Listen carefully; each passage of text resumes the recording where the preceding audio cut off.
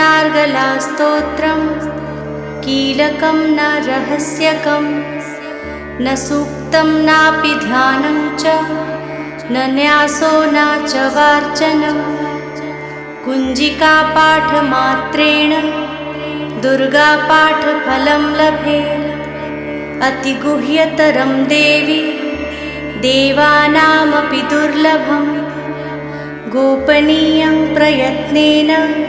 स्वयोनिरिव Parvati